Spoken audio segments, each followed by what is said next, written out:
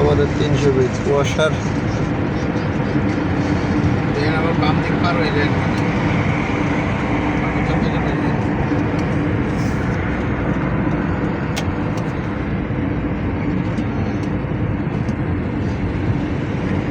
কুয়াশা আছে, ঠান্ডা না। হ্যাঁ, ঠান্ডা কম আছে।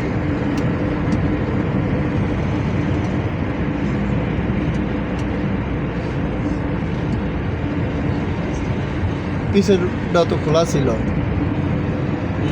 পিছের রাস্তা খোলা ছিল, যে গাড়ি আসলো।